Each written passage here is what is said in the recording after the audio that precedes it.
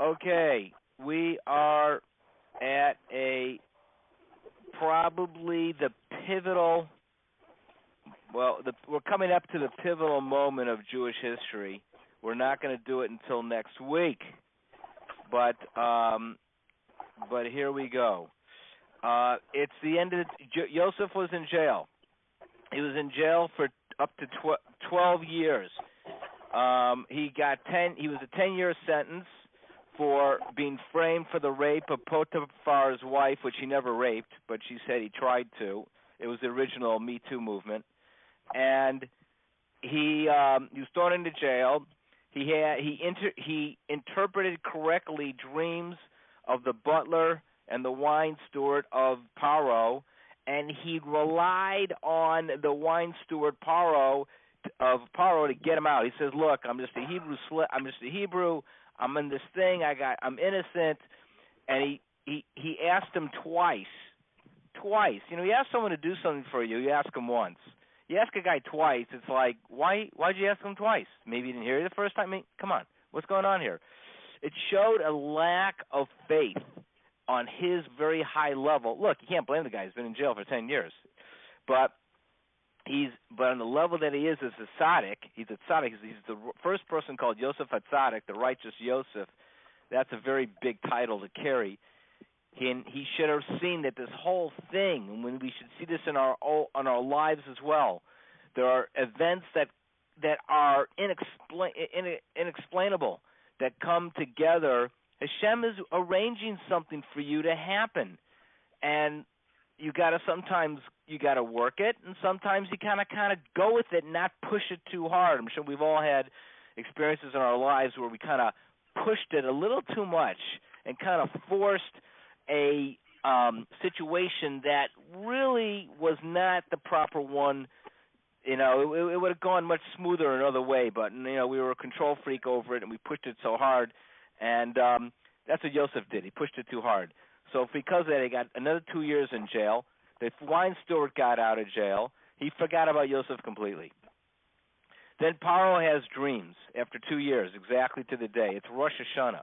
He has dreams, and his dreams, are cows emerging from the Nile, and then they're eaten by skinny cows, and the cows don't look any different, and corn comes up from the ground, and it's eaten by corn that is very decimated, and it still looks decimated. These two dreams freak Paro out. No one can interpret them, then the wine steward remembers. No one can remember. No one can interpret the dreams of Paro. So finally the wine steward remembers, and at that moment he goes, "Oh yeah, there's this Hebrew slave down in the jail. He interpreted our dreams 2 years ago, and they were true." Well, Paro was, oh baby, anything. A Hebrew slave, I'll take it. Get this guy to me. So Yosef is released immediately, and that's what happens in people's lives. You're pushing, you're praying, you're doing whatever you can, and all of a sudden we say, it's a very famous saying, I don't know what it is in Yiddish, but redemption comes in the wink of an eye. It's like that. And that's what happened to Yosef. 1 minute he's in jail, the next minute the line says they had to change his clothes and shave him because he was like, who knows what he was wearing, who knows what he looked like. And then he stood before Paro. Here he is. 1 second he's in jail. The next second he's standing in the court of Paro, the most powerful person on the face of the earth. And Paro says, "I hear you can interpret dreams." And Yosef says, "It's not me, it's God. God interprets the dreams." I mean, can you imagine your moment where you're getting the glory, and you say, "Well, it really wasn't me. See, I have this, this partner who really came up with the idea." Are you going to say that? Well, that's what Joseph said. He goes, "Not me, it's God." But okay, shoot. So, anyways, when Paro tells Joseph the dreams, Paro keeps changing the dreams on Joseph. Joseph says to Paro, "That's not the dream. This is the dream." And he keeps correcting Paro. And Paro says, "Did this guy, dream my dreams? Who is this guy?" So, long story short, Joseph devises a way to save grain, and it's going to be 7 years of famine and 7 years of. That's where people always get the idea: 7 years of good, 7 years of famine. This is it.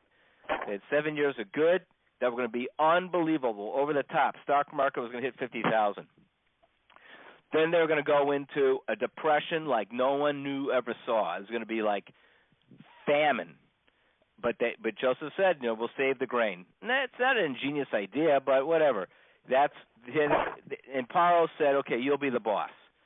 So out of nowhere, Joseph becomes the viceroy, the second in command of Egypt.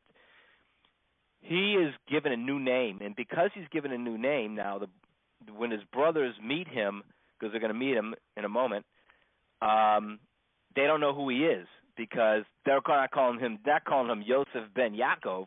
They're calling him Safnas Parneach, the revealer of hidden secrets. That is his new name. He speaks Egyptian. He looks like an Egyptian.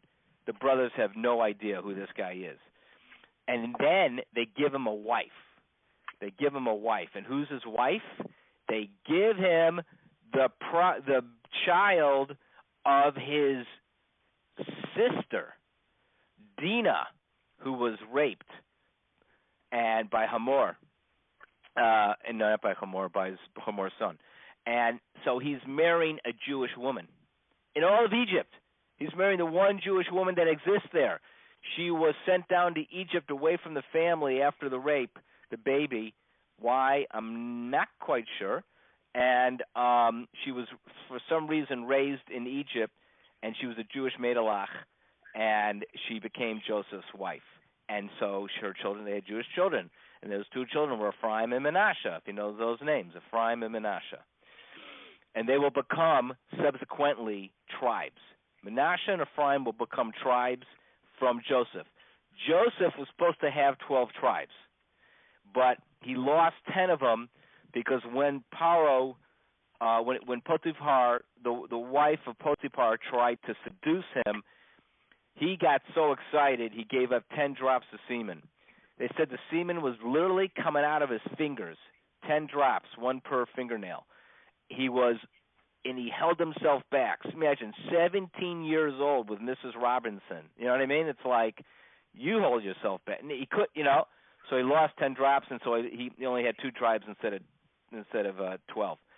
In fact, we say that the Red Sea, what was the energy that created the Red Sea to split during Pesach, the Exodus, was the sexual energy that Yosef was able to hold himself back as a 17-year-old lad. That energy went in, that was then channeled and allowed the Red Sea to split. Okay? That's just something to think about, what it took for Yosef to withstand this test. So anyways, he becomes the viceroy. You don't find that a little mishigas? You got to understand this. All this stuff is on much deeper levels, okay? You know what I mean? If I tell you a Kabbalistic principle, you go, oh, that's interesting. It's like, no, let's take out 5 hours and really understand it, and then you'd understand. But what it means is you do something that is like, oh, my God, what a feat of will that Ralph did. Well, let's see how that feat of will, that feat of will, what was that? That feat of will, actually, they put that into, it became the L.A. Rams who won the Super Bowl in 2019. They didn't even have a football team 5 years ago, and now they won the Super Bowl. Where did that come from? It was Ralph. Ralph, he stepped out into the world with his Jewish Jewish energy, and that's where that came from. So that's how you can look at it, right? We have energy that we put into this world or hold back from this world. The energy it takes us to hold back from this world, it goes somewhere. It goes into our children. It goes somewhere. You are an energy creator spiritually every second of your life. That's what you're doing. When we say Kaddish, That's energy. That's Jewish energy. It's taking the place of the person who's no longer here. He's no longer here. This person is no longer filling the world with his own spiritual energy. When we say Kaddish, that's a certain kind of a replacement of that person. We all answer Hey Shmei Rabbah, and it's a big. How does it work? Can't tell you. To see spirituality, it's hard, but that's what Kaddish does. That's why we say it for 11 months, and it's kind of like smoothing over the loss of now we got this big hole in the Jewish highway, so we fill it up with Kaddish. Okay. So that's my explanation. We're out. Oh, you're not going to be in town next week, right, Ralph? Yeah, I'm going to be out of the country for 3+ weeks. Oh, baby. Weeks. Okay. All right. So next time we have shawarma, we'll schmooze it out. I'd like to go deeper with you. Okay. Next idea. So then, what happens? What happens is that the food. They have the big 7 years, and then they run out of food. Now we get into the famine, and the famine forces the brothers out of Israel. Yaakov says, "Hey, we're not out of food." They said that they're serving food in Egypt. So they go down into Egypt. They go, "Hey, we got to go down to Egypt. Let's go look for Joseph." So they go in through different gates. They go in. There's 10 brothers. Benjamin is not sent. Yaakov says, "Hey, he's the only thing left of Rachel, my wife, the wife that I loved so much. He stays here." So the 10 brothers go down, and they go in through 10 different gates, and they're looking for Joseph in the brothels, and they're looking for him in the opium dens. They figured, what happened to Joseph? Probably on the underside of Egyptian life. Can't find him anywhere. But every time a person came into Egypt, you wrote down their name. So they wrote that. So then they showed it to Joseph. Joseph's on the lookout. He knows the brothers are coming because they need food. The whole world is coming to Egypt for food. Don't you see? God makes things happen in the world to get his thing done, but he doesn't do it openly. He does it, through current events. He kicked out a lot of Jews out of their countries to come to Israel. He didn't take them by the hand. He just made the governments hate them and the people hate them and whatever else. And the people said, "I'm getting out of here. I'm going to go to Israel." So that's going on a lot today. Now we see anti-Semitism really starting in America, the left growing in America. It's like, let me check my passport. I wonder how much I can get for my house. I'm not leaving yet, but let me, this ain't the first time this has happened. So anyways, God makes world events happen because he's got to move history forward. So he makes everybody starve in the world. You all got to go up into Egypt. Why? Because I got to get the brothers together with Joseph. So the brothers come. Joseph and he sees they came in through 10 different gates. He got reports. He has them arrested. They're brought to him, and he goes, "You guys are spies." Why does he call them spies? To get them on the defensive. And then he concocts this whole scheme that he says, and they tell him who their family is. They say, "No, we're not." He says, they say, "We got our brother Benjamin. We got proof. Our brother. We have one more brother. He's up in Israel." He goes, "Go bring him," because Joseph knows I got to see my prophecies come true. I got to see my 11. I got to see all my brothers bow to me because that was my dream. All my brothers bow to me. I got to see that dream fulfilled. I know that's a prophecy. That's going to bring our family back together. It's going to be a healing because Joseph is all about healing the family. I got sold into Egypt, bad deal. That's not good for the Jewish people. We got to heal that rift. I'll bring all my brothers together, and I'm going to make them bow to me, and then I'm going to then show them that I'm really Joseph, and it was all God wanted all this to happen. That's his plan. So the brothers, he releases all but one brother. Simon has to stay behind because Shimon has to stay behind because if Shimon is with Levi, they wreck towns. Shimon and Levi together, they're very destructive. So he kept Shimon in Egypt, sent the rest of the brothers back to the father. They said, Dad, we got to bring Benjamin down to or otherwise we're not going to see Shimon. Jacob refuses. Finally, Jacob relents. The brothers go back down with Benjamin. Joseph sees Benjamin and secretly goes off into another room and cries. He hasn't seen, all he's got left of his mother is looking at Benjamin. He hasn't seen his brother. Realize he hasn't seen his brothers for 10 years in jail. I'm trying to understand something. All right. Go. Benjamin is his brother by the same mother. Are the others not by the same mother? Half brothers. Okay, that's what I thought. Okay, I want to be sure. So now what he does is he's going to put the brothers back into the same situation as he was, and he's going to make now Benjamin the bad guy instead of him being the bad guy. And when he was the bad guy, the brothers sold him. They thought he was the bad guy. Now he's going to make Benjamin the bad guy, and let's see how the brothers react. So he sees all the brothers. They're all together with Benjamin. They all bow to him. Got that prophecy taken care of. They'll bow to him a few more times, by the way. Asked about how his father's doing. They say, our father, your servant, is well.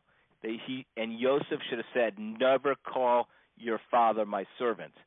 He's Jacob, but he didn't. He got punished for that one. Don't call Jacob, he's not your servant. So that's just a sidebar.